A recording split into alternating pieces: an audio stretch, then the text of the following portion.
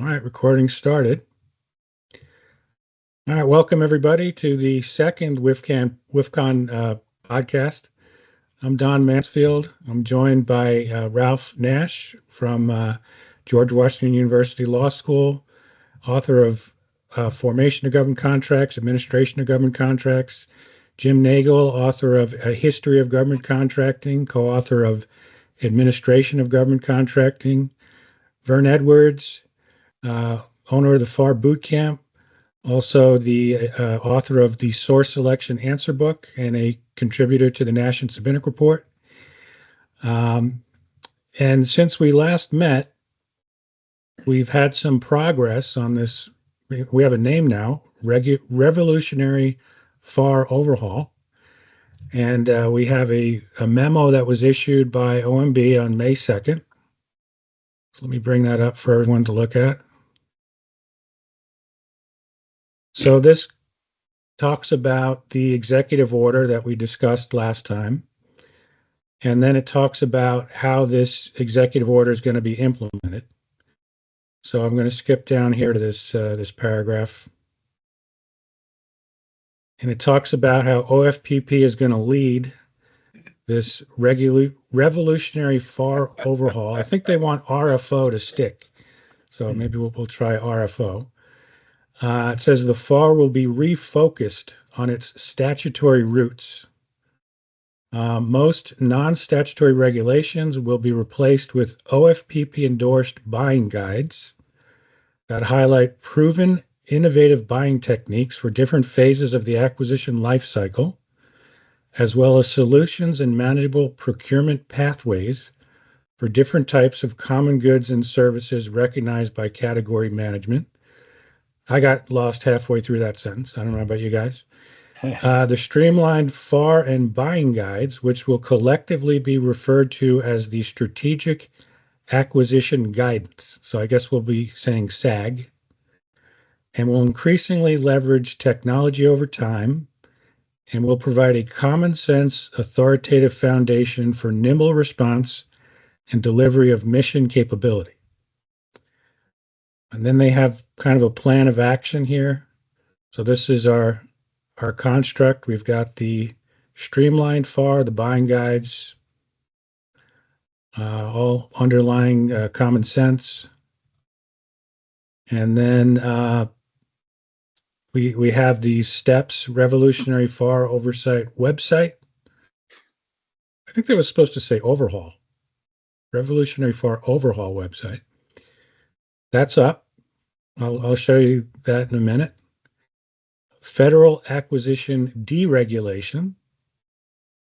So the way they're doing this is they're going to issue deviation guidance, and then agencies individually will issue class deviations, and a lot of them have done that already.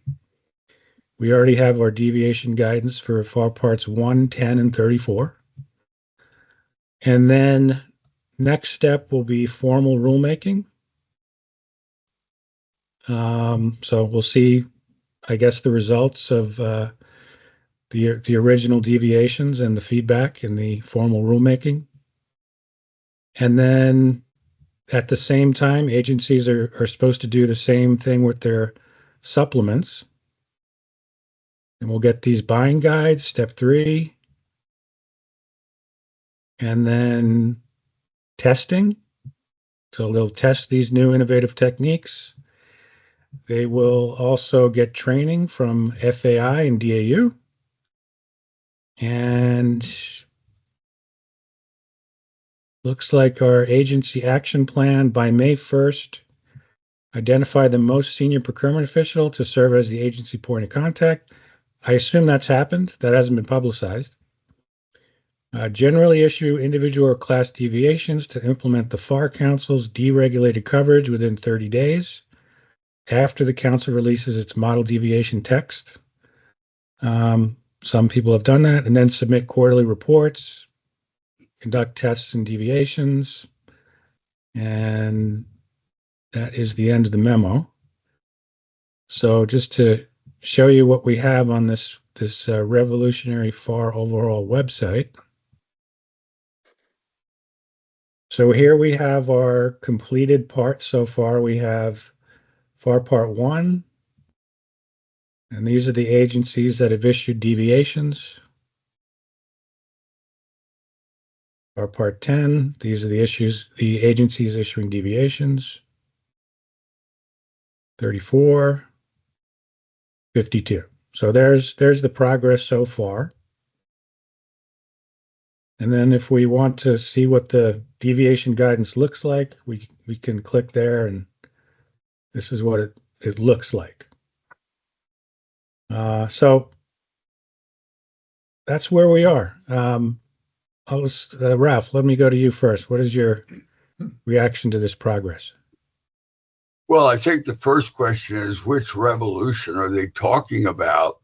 And it's pretty clear it's the French Revolution, because they're going to cut the thing in half.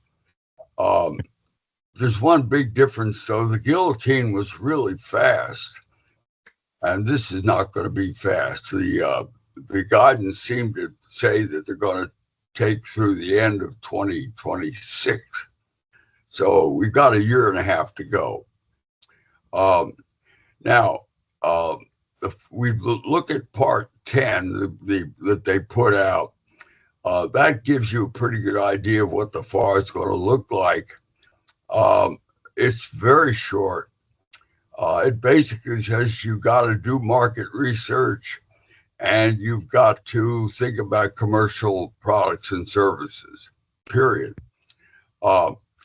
So it tells you what you have to do. There's nothing whatsoever about how to do it or why you're doing it.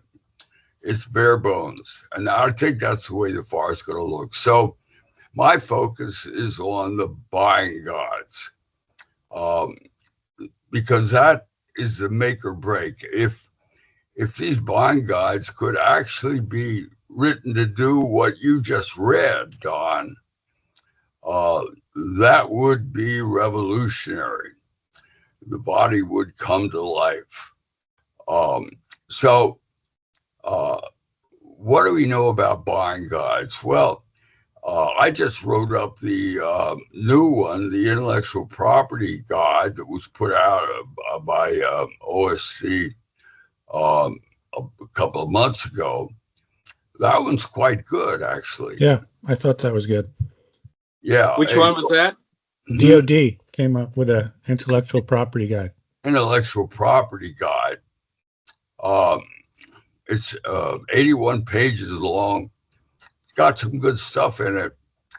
My write-up, I have a few criticisms, but by and large, I would say that it's a pretty well done. On the other hand, the DOD source selection guide is which is also 81 pages. Yeah, and it basically locks everybody into the worst possible way to do procurement that you can think of, where everybody's got a finger in the pie, right? So you have peer reviews, you have SSEBs, you have SSACs, you've got all kinds. I mean, if you're trying to write a guide that tells you how to do slow and bureaucratic procurement, that's it. So, there's those two. There's a good one, pretty good one, and there's a what I think is a terrible one. Who's going to write these guides? That's a big question. They're talking about bringing in the innovation labs. They're talking about other people contributing to all their best practices. It's a monumental task. The memo says they're going to do three of them first. They're going to do information technology, professional services, and construction.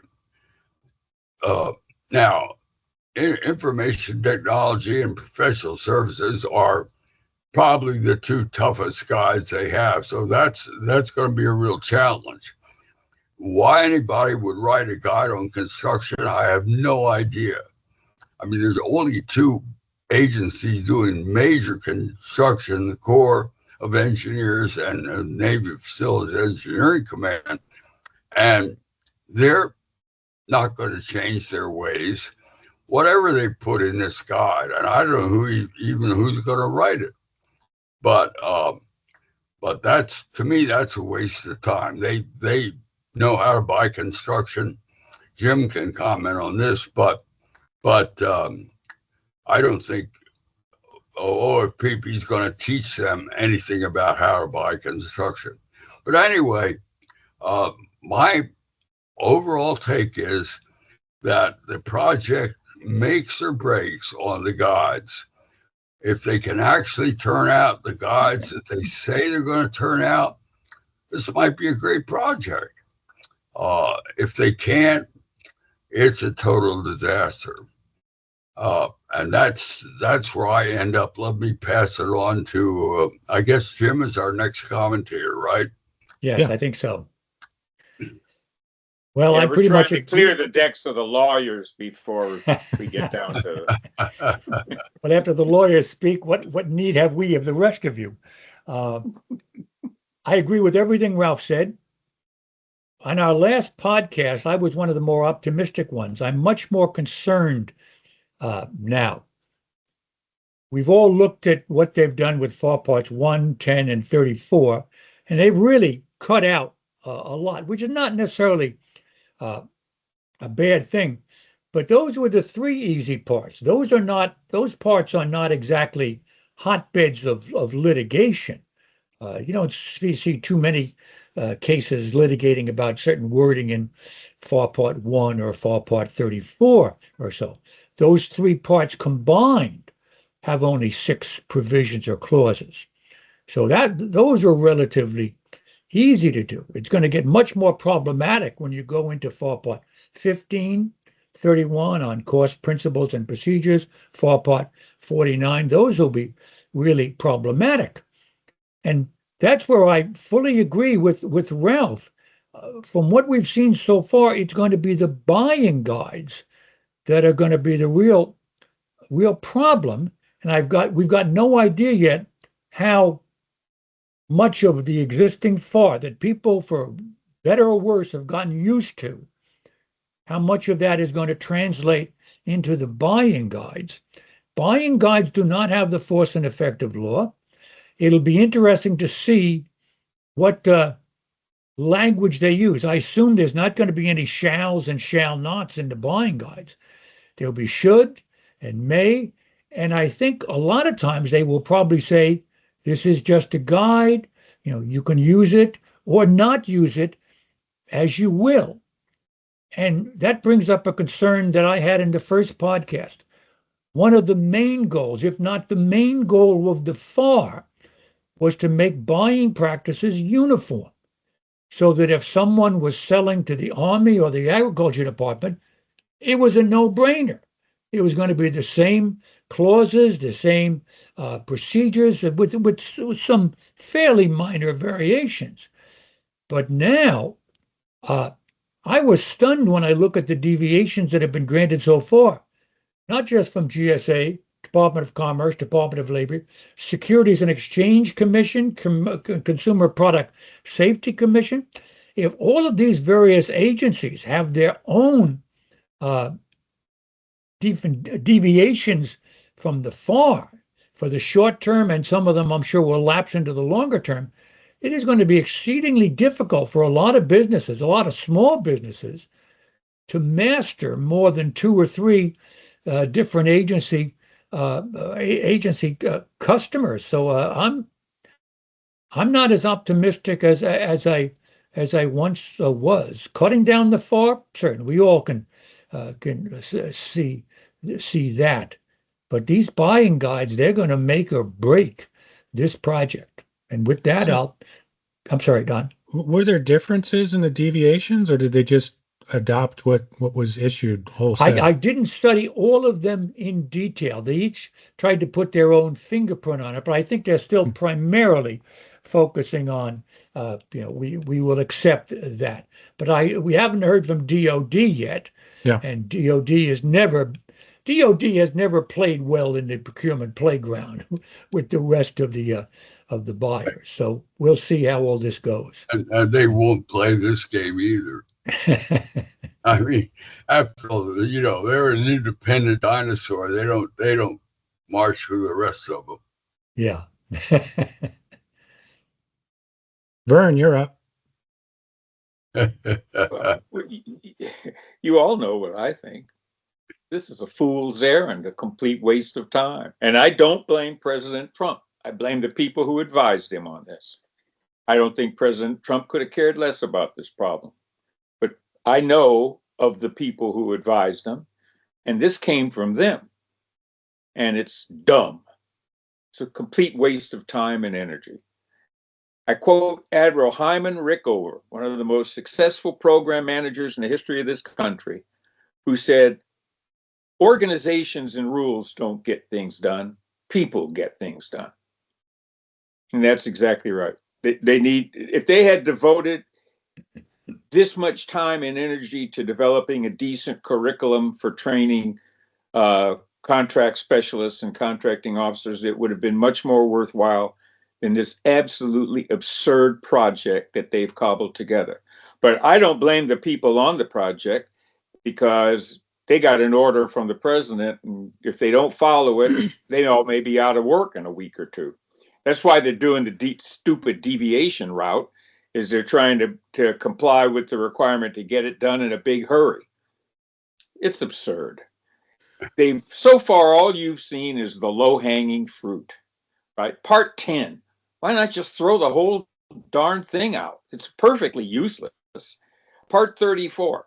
Nobody doing major systems acquisition reads Part 34. They're busy reading their own. If they're doing major systems acquisitions, they've got 10 times that, 1,000 times more guidance of their own in-house. DOD's got a whole 5,000 series of directives, plus countless handbooks and manuals. I have to go down and give a speech to the Air Force Space Systems Command on Thursday. And so I was looking them up. Oh my God, they've got manuals for almost every conceivable aspect of their work. Right. I used to work there, so I know how much documentation there used to be. The Air Force Systems Command had a whole 800 series of regulations about how to manage major programs. This is absurd. It's I'm not even interested in it, to be frank with you. And but I'm getting a kick out of the amount of excitement. I guess LinkedIn is on fire with comments, and yeah. Reddit. Everybody is so caught up in it. This is government propaganda at its worst. That's all this is. It's like all these reform movements. Like Ralph said in the last episode, I'm the historian on the Nash and Sabinic report, and I can tell you, I've got copies of every hearing ever written about government procurement, and it's tens of thousands of pages on my computer of all the hearings seeking reform. And this is now revolutionary reform. I read an interesting article in Atlantic Monthly. I have a stack of old Atlantic Monthlies. One was about why are people so fascinated by the guillotine? And when Ralph mentioned it, I thought maybe I should copy that and email it to Matt Blum and say, hey, share this with your people. This is a waste of time. Well, Vern, do you think it's not even worth a try? No, it's not worth a try. Look, we have too many regulations, right? Right. And but I went through the FAR. I have a copy of the little CCH FAR, and I used it because it's numbered, page numbered from beginning to end. The biggest single, there it is. The biggest single subchapter in FAR is the one on socioeconomic programs. It's by far the biggest. There's another subchapter on contract management, which on the face is larger, but it's diverse because it's covering everything from defective pricing to patents, data, and copyrights. It's a big part. But page number wise, especially since the addition of Part 21, socioeconomic programs. These programs are bigger. And I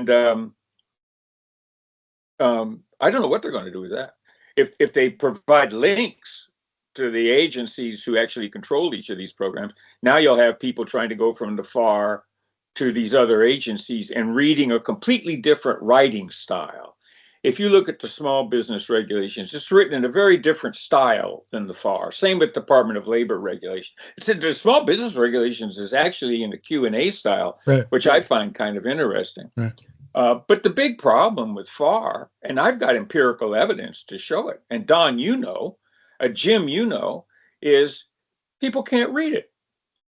I mean, and the same people who are now going to overhaul it are some of the same people who wrote the crap that's in there now. Jim, you know the exercise we have at the FAR boot camp, that last one where they have to read one clause and answer a question. They all, you know, we've got people reading who can't identify some. We lost. Find a solution. Yeah. But when you walk them through it and show it to them, they're free. They can't believe how simple it is. Vern, can you repeat that rant? Because about 5 seconds ago, you became blurry. You broke up. Oh, sorry. What was I talking about? I don't remember now. Yeah. Look, my message here is if they don't devote more resources to training and developing their workforce, this is something they owe that workforce. The government owes that workforce better training than they give them. They owe them reading groups. They owe them ways to provide what's called deliberate practice. And they don't provide that. I recently had an opportunity to see DAU's computer-based training on source selection. And I had always been told it was bad. But when I actually saw it, I was horrified. I couldn't believe they provided this kind of instruction to adults with college degrees. I couldn't believe what I saw. It was written by somebody, it was developed by someone who was totally incompetent and should not have been allowed anywhere near trainees and developing.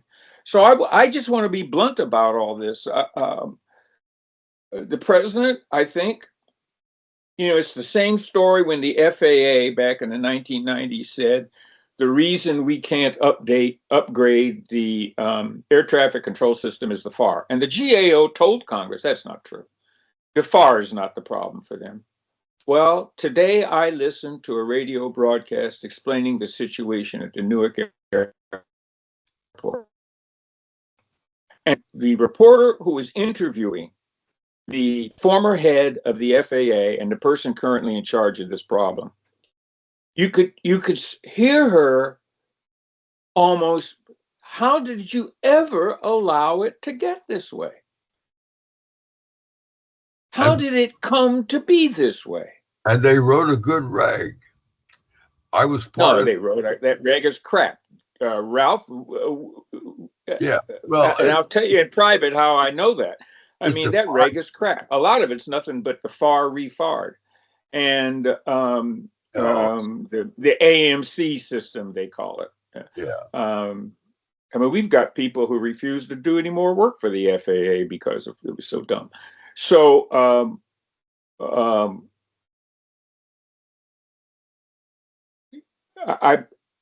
Hyman Rickover was it's people, not organizations, not rules, not guidebooks.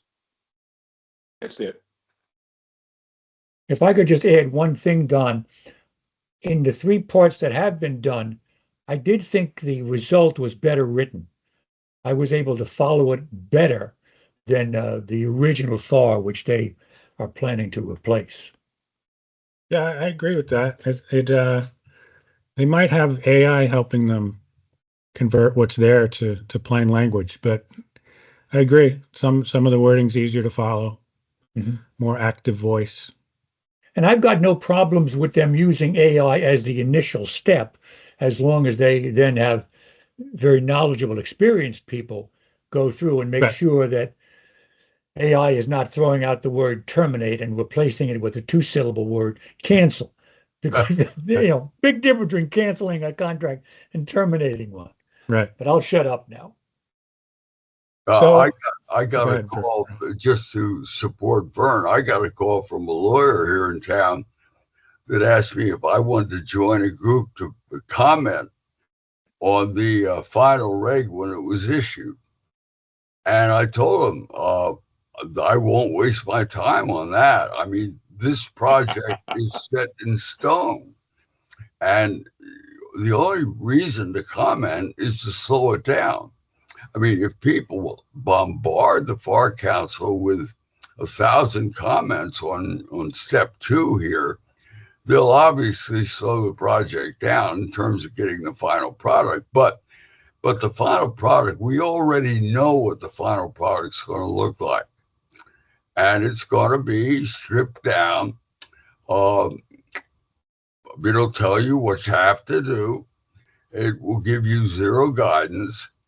The FAR doesn't give you great guidance right now, so that's probably no super loss. But again, and I agree with Vern, you can't, even if you had good buying guides, which I think is problematic, you still got to fix the training system. And that's a huge project that they don't pay much attention to. Oh, Ralph, if I could just interject here and plead with you to reconsider what you just said. But when they come out with this, certainly you don't have to comment on everything. But if Ralph Nash comments, no, this is a dumb rule. This is my top 10 things. Your words will have more impact than any of ours. So for the good of the system, just look at those things that you think, this is my top 10, be a David Letterman. This is my top 10 of terrible ideas, and comment on that. I think you would have a wonderful effect on the system. Jim, there won't be anything in the FAR to comment on. I mean, look at part 10. What comment could you possibly put in on their one-page gloss on market research? I mean, what can you say? Oh, there's no doubt about 1, 2, and 34. But you wait till they come out with their versions on 15, 31, 49. Then I think your experience, your knowledge would really help to keep them on the right track. Yeah. When they rewrote FAR Part 15, Ralph and I got invited to the OFPP administrator's office to comment on that. Remember that meeting, Ralph? Yeah, right. With Steve Kelman. We went there. As we listened to them, he and I kept looking at each other and bursting out laughing, because what they had come up with, they didn't pay any attention to Ralph. Yeah, in fact, Ralph told me when I first started writing for the Nash and Sabinic report, I wanted to comment on a proposed rule. He says, "Don't waste your time. We don't comment on proposed rules." I mean, don't. I don't know what it is. It's bureaucracy. It's just the bizarre way in which we go about these things. I have tried in the last couple of years to do a lot of reading on the history of rules. Where do rules come from? They're ancient in our time, and they began kind of informally, and now we have you're breaking up, Vern. A lot has been written about rules. I'm sorry. A lot has been written about rules. I agree with Ralph, but Ralph, it wouldn't hurt you to make a comment or two. But I think he and I both know that. Remember that time I got on the case of those folks about time and materials contracts? Yeah. And wrote an article complaining about the new FAR Part 12 rules on time and materials contracts. They called me at home. You got us in trouble. We're going to be fired. I don't want to be, and especially these days, I don't want to be responsible for anybody losing his job because I've criticized a rule. It's pointless, guys. Jim, Steve Kelman asked me to go to the public hearing on Part 15 because nobody wanted to come. So I went and I suggested 5 or 6 things that would help to improve it. And the FAR Council was all sitting there listening to me, and all the heads were going up and down like this, right? They were all, boy, I thought I really making time to stay. Everybody seemed to agree with me on everything I said. None of them showed up in the final version. Nothing, absolutely nothing. And, you can bump your head against this wall as long as you want. I've been doing it longer than any of you or all of you combined. But it can't, you're not going to change this system. This FAR is going to be short. It's going to be slimmed down. And it is going to be what it's going to be. And I'm sure people maybe get them to change a few things around the edges. Notice that they're saying that they will accept comments on the deviations. Mm-hmm. Yeah, but informal. They will respond to them, but they will think about it. Consider them is the word they used. Right. So fine, submit comments on the deviations if you want. I'm not going to waste my time on it myself. I've got more interesting things to do than that. Well, at age 99, I guess you can pick and choose what you want to do. No, I'm not 99 yet. I'm only 96. Yeah. Which reminds me that I was thinking yesterday about the fact that in my whole lifetime, we've only won one war. And they were celebrating all the wars that we lost. And, the one we won was when I was a teenager. Yeah. We've been won one since, and that's a long time. Yeah. So one of the things I was thinking of when I was reading, by the way, I did submit some comments already, so maybe I need to find some better hobbies. Good for you. But the one thing I used to teach a course on rational decision making. And one of the things you do is you start out with the problem statement. You kind of refine the problem statement. And then you use some technique to get to the root causes. And one of the techniques I liked was 5 whys. Like, why is the current situation the way it is? And then, why? And you keep asking why. So the problem statement I see in this memo is, I highlighted it here, nearly 3,000 directives in the FAR, along with many more at the agency level, impose significant transaction costs for industry and unnecessarily complicate the workforce's ability to deliver cost-effective government services in a timely manner. Now, it seems like the root cause they identified was because the FAR contains too many non-statutory rules. That's based on what their action is or how they're going to go about fixing this. It seems like that was the cause they're trying to address. But to me, you haven't gone far enough.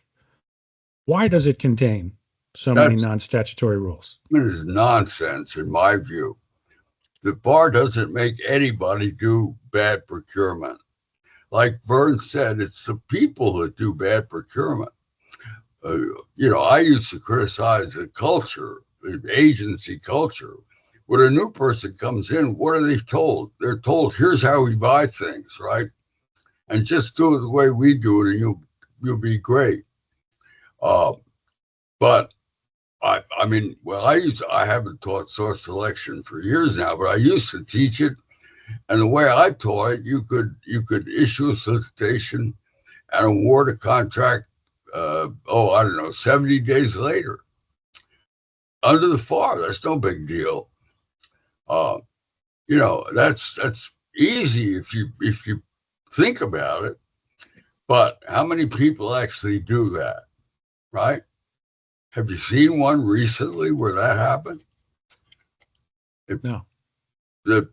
So, I mean, I agree the FAR is maybe too complex, maybe too long, who knows? But it doesn't make anybody do stupid buying. Right. So I'm going to the NCMA World Congress it's in Dallas in July, and part of the program is this thing they have called the Unconference, where it's just kind of an informal. You go in a room, people hang out in the room, and you just kind of talk about whatever. And one thing I've thought of doing is putting up a sign that says, "I can do anything with a FAR-based contract you can do with an OT. Prove me wrong." Now, I know there are some things that I could be proved wrong on, but I just don't think people know what they are. I think people just kind of assume the FAR is the problem, but they don't know what's actually in the FAR. That's right. I think that's right. Well, the only data I've seen on that, Don, is there is a footnote in one GAO study about 2 years ago where they said we compared a FAR-based contract to an OT contract, and the FAR-based contract was awarded faster. You know, and one reason for that, one of the comments I've gotten from people is, look out for other transactions, because if you open this up and actually let people write their own contract clauses and negotiate about them, you have created a nightmare, an absolute nightmare. Now, I don't know if they're going to do that. I mean, I don't think they're quite that stupid, but maybe I'm wrong. You know, let me ask you guys a question. What if I said to you, in order to be a contracting officer, a person should be an expert in procurement? Would you agree with that statement? I would agree. You I'm not sure. I don't know how you could define that term. What term? Expert? Expert, yeah. In what term? Expert. Oh. In what? In federal procurement, or in federal procurement of a subpart of in federal procurement? You're going to be a contracting. You're going to be a contracting officer with an unlimited warrant. Okay. I was a contracting officer with an unlimited warrant in 1979, I think, by then. Do you believe that a contracting officer for any particular type of procurement should be an expert in that type of procurement? No. Yeah, of course. Yes. Of course. Yes. I have a little book here. It's I think it's backwards the way that's on my screen, but it's one of Harvard Business. You can see it. Harvard Business Reviews reads on high performance, and they've got the first chapter. The very first chapter is the making of an expert. The making of an expert. The journey to truly superior performance, not for the faint of heart, nor for the impatient. The development of genuine expertise requires struggle, sacrifice, and honest, often painful self-assessment. There are no shortcuts. It will take you at least a decade to achieve expertise, and you will need to invest that time wisely by engaging in deliberate practice that focuses on tasks beyond your current level of competence and comfort. You will need a well-informed coach, not only to guide you through deliberate practice, but also to help you learn how to coach yourself. Above all, if you want to achieve top performance as a manager and a leader, you've got to forget the folklore about genius that makes people think they cannot take a scientific approach to developing expertise. Can you read that last part, the last sentence? Because you broke up. Above all, if you want to achieve top performance as a manager and a leader, you've got to forget the folklore about genius that makes many people think They cannot take a scientific approach to developing expertise. That sounds good to me. But I don't agree on the 10 years. I think if you're really a bright, competent person, you can probably do it in less than 10 years. But you know, I've said to you, Vern, and when I teach classes to contracting officers, the first thing I say to them is, or contract specialists, first thing I say to them is, you know, you're the only group that says you're professionals that doesn't read. You know, I mean, can you imagine going to a lawyer who doesn't read or a doctor who doesn't read? But contracting people don't read. You know that. They don't read off duty. I have been working with Lieutenant Colonel Matthew Flaherty, who wrote an excellent guest article for our next issue. It should be out in the next few days. Yeah. And he says it's all about people. He says it's not about rules, it's about people. You quoted him several times, actually. I've quoted Matt several times. Yeah. Well, he's quoted me. We've quoted each other. But the key here is we've got to make the senior people in government understand how complex government contracting is. And it will always be complex because it's politically driven. Well, political. Full and open competition is. We're buying complex Full and open competition is not a random business policy. It's a political policy. Full and open competition is absurd. It's inefficient. It's needlessly costly and time consuming. But it came from a time when Congress was interested in only one thing, and that was money being spent. We've got to make people, the senior people, understand, for this system to function well, you need experts running the procurement offices. You need teams working for contracting officers who have achieved mastery in our business and who can teach journeymen the road to mastery themselves. Until you have that, all this regulation writing is a waste of time. It's written by people who don't know any better. A lot of what's in the regulation, I mean, look at that whole part 15 on exchanges with offers after receipt of proposals. Read it. It's absurd. The statute is only about 15 words. I don't think it's even 15 words. It's the only thing the statute says: the contracting officer may conduct discussions with offers within a competitive range. And what do we get? We get some 1,300 words to implement that because they think that's necessary rather than expertise. We need expertise. We need to disband a defense acquisition university and try something different. Let me go back to what Don started out with, quoting the memorandum, and how did we get into this mess? We got into this mess while there's so many non-statutory based things in the FAR, because the government is so anxious about ever losing a case again. So if somebody makes a mistake, they change the FAR to make sure, well, you're not allowed to make those type of mistakes again. And after 41 years of doing that, that's how we get this monstrosity, which they are attacking with a meat cleaver.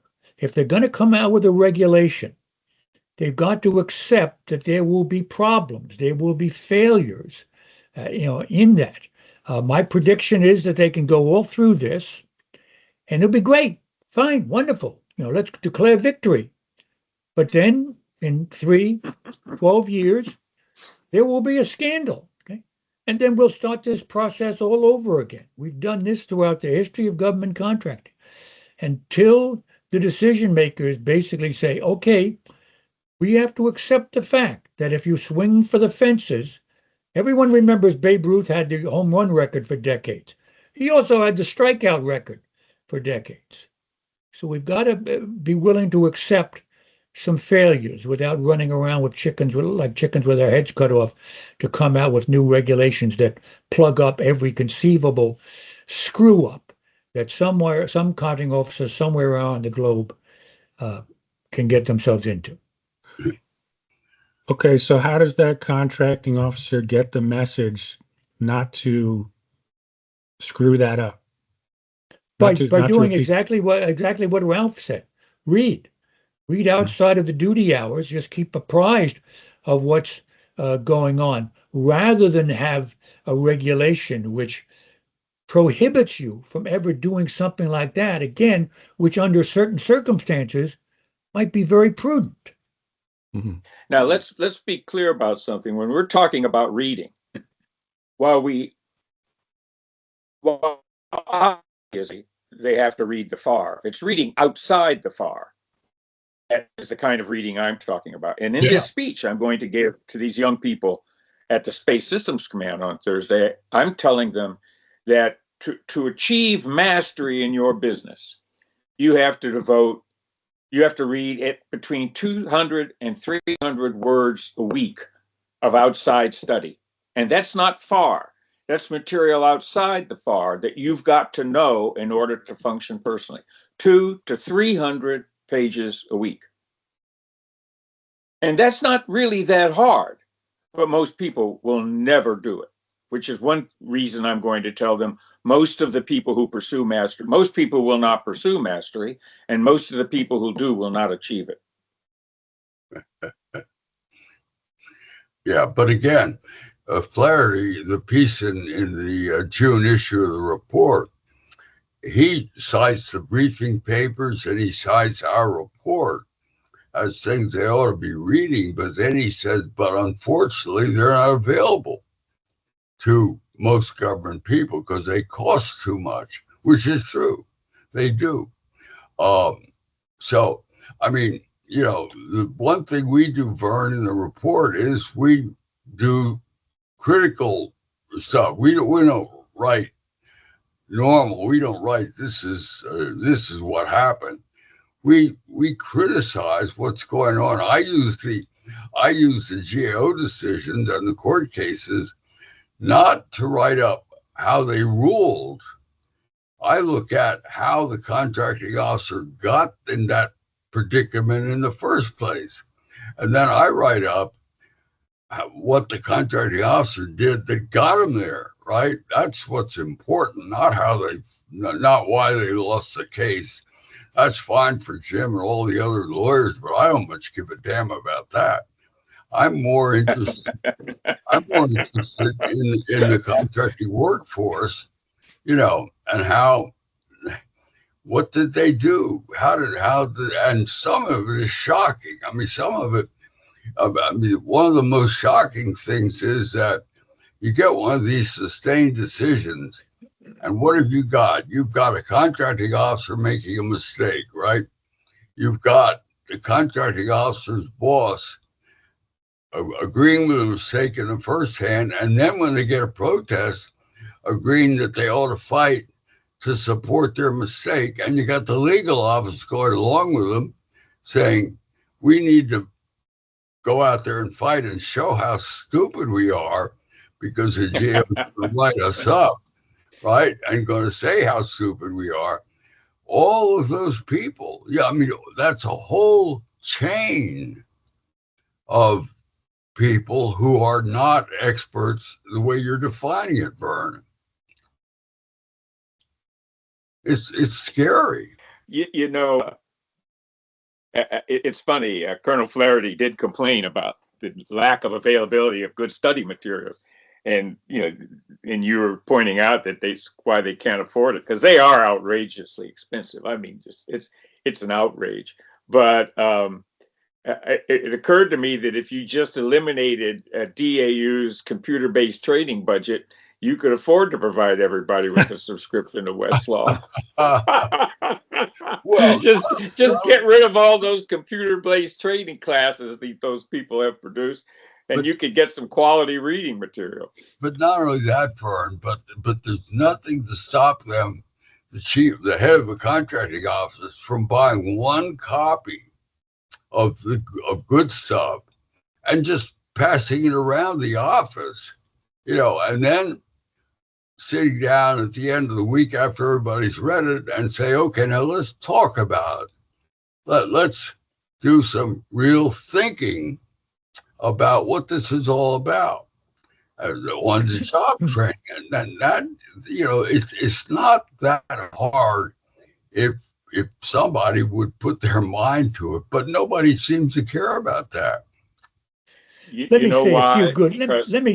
me say a few good words about DAU before this. There are no good words about DAU.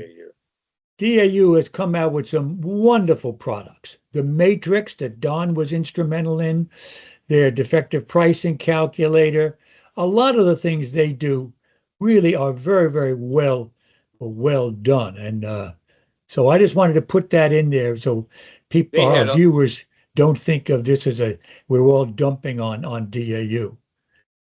In full disclosure, I worked there for 13 years. Contract pricing reference guides. They had allowed the contract pricing reference guides to deteriorate to the point that I called the OFPP administrator, Mike Wooten, and I said, please call the DAU president and have them do something. So he did, and they did suddenly realize, apparently, that the thing had been neglected. And it is actually a very useful guide, the contract pricing reference guides. Yeah. And but they didn't develop it. It was developed by somebody else before them. I think it was might have been AFIT, Air Force Institute of Technology. And then they took it over from them. But I go look at it now. You can't even find a table of contents with the number of pages for each of the 4 volumes. I mean, finding something in the volumes, you got to kind of scroll through. Oh, let me tell you another story. It's a wonderful resource, actually. Yeah. But it's neglected. I was in on the writing of the curriculum for the first program managers course that was given. This is before DAU. DAU took it over.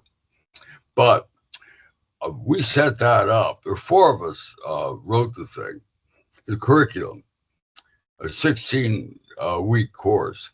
And we set it up so we had experts teaching each segment of the course.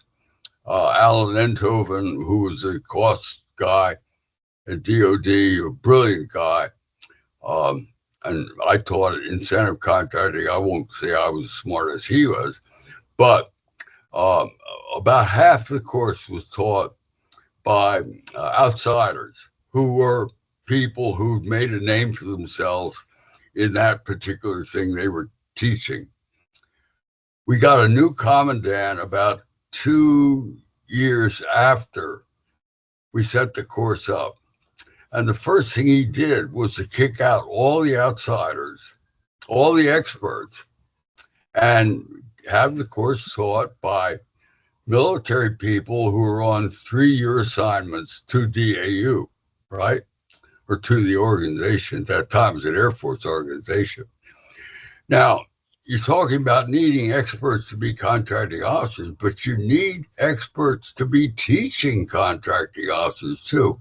And you're not going to get experts with military people on 3-year assignments. There's no way.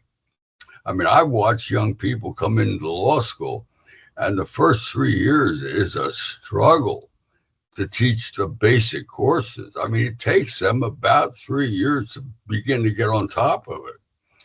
And then DAU, they go away.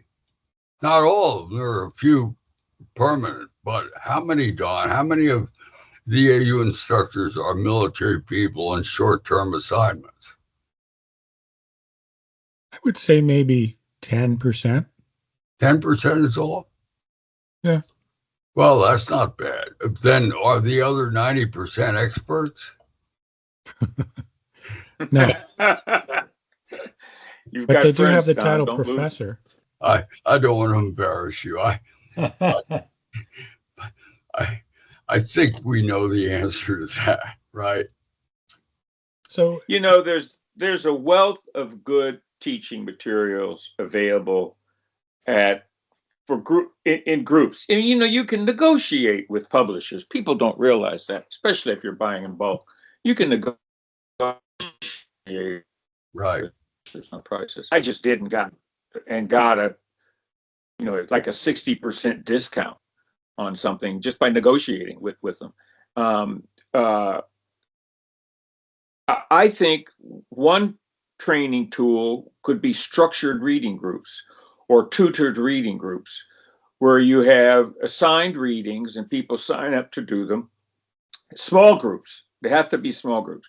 People are, it's striking how reluctant people are to talk and share ideas, afraid of being embarrassed. But you've got to get people to talk. I mean, one of the things you have to be prepared to acknowledge is I don't understand that. I don't know that. I need help with this particular problem. So you have a tutor. It's the Oxford and Cambridge method of teaching, which I think is the superior way. Have people study on their own for a bit, then get together and have it and talk it over, and then produce some written paper after you've crystallized your thinking. I mean, we have to. Breaking up a little, Vern. More to this business. Excuse me? You're breaking up. Breaking up? Yeah. Yeah. Can you hear me now? Yeah. Yeah. We've got to realize that there's more to this business than can be taught with PowerPoint slides in the front of a room. And I know I've tried it. That's why we developed a different course. That's why the course we teach now is not like that. It's a combination of discussion and presentation and deliberate practice. But I think the four of us agree that the ultimate solution to the problems in contracting is to focus on people, to work with our people, to give them what they're entitled to, which is good education and good training, which I don't believe they get now. And managers of agencies for the state of affairs. Yeah. So how do you motivate people to participate in something like that? Because you fire their butts if they don't do it. I mean, you know, we're investing in you. Get in there and work. And if you don't work, you'll soon find yourself out of work. I mean, that's the way you would do it any place. If you go to college and don't take classes, you get enough Fs, they kick you out. You know, you're on an academic probation and they kick you out. Training isn't a vacation. It's not a holiday. They used to do all these courses in Las Vegas. Remember that, Ralph? Jim, you remember that? Federal publications, they do that. Everybody would want to go so they could hang out in the casino. But how much real learning took place? Not much. Right. We all know, we all taught those classes. You know, George Washington University used to do those classes. So, no, you need real. Need to be told you're being paid a salary to attend that training. Your future depends on that training. You have, you know, step up or step out.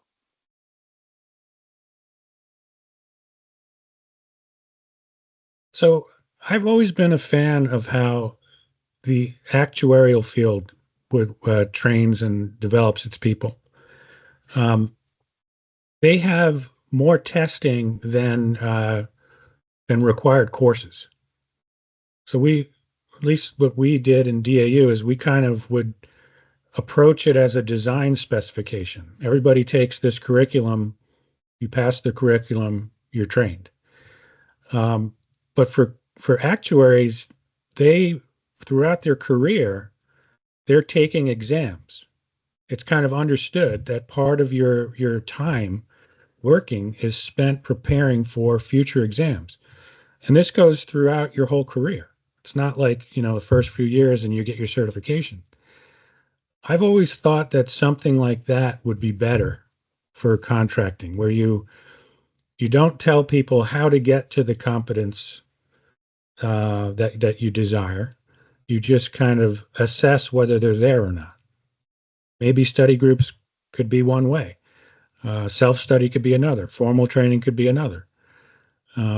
But I kind of like the idea of like a central authority that their job is to just assess whether a certain competency has been attained. Don, and I think Vern agrees, I'm not sure, but I think that taking courses may be a piece of it. But I think the critical piece is good on-the-job training. And we don't see that happening. We don't, I mean, a person running a contracting office or a piece of a contracting office that doesn't devote an hour a week to having people come together and exchange ideas and really criticize each other or criticize what's going on. I don't think you're ever going to make experts with just classroom training. I mean, I've done classroom training all my life, but you know, I learned a lot about government contracting, and I never took a course. Everything I learned was what I learned in the Bureau of Aeronautics. And I was lucky. I had 3 mentors, bosses who were really good at forcing me to learn what the hell I was doing. But I just don't see that happening anymore. The bosses all have a full plate. Yeah. You know, they don't spend their time mentoring their people. I mean, I think we've gone downhill on that in my, 70 years now of work in this field. Well, we've got OJT. I mean, I was trained on OJT, but the problem with that is the quality of the OJT depends on the expertise of the person in charge. That's right. I mean, our training methods to this day are descended from that of the medieval European guilds. You began as an apprentice. You worked under the tutelage of a master, and masters are not self-declared people. They are people determined to be masters based on the quality of their work by their peers, and they become masters. Master.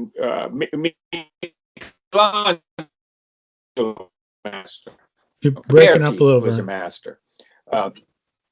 Ghiberti was a master. Michelangelo was a master. So.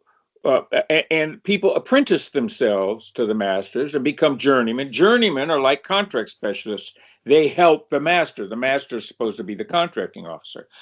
I think we have basically been giving away contracting officer certificates of appointment. We've been appointed people in part by how long they've been there or how well they conducted some particular procurement. Oh, this bright young person, let's encourage them. Let's give them an unlimited contracting officer one. The OJT system, which I call training by rumor and innuendo, has failed us in some. It's not because of inherent flaws in the system. It's because the way we operate it and the people we use to conduct the training. Perhaps the most widely used method these days is the Dreyfus method. And did I send you that paper? I found the original paper describing the Dreyfus method, which is likely a master apprentice journeyman procedure. That would be good if the people conducting the OJT were truly experts, truly masters, and could give the younger people guidance. And then they'd have to give them a lot of practice.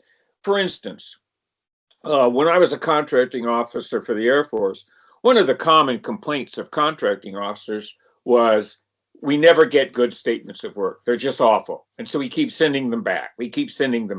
Which of course delayed the release of the RFP.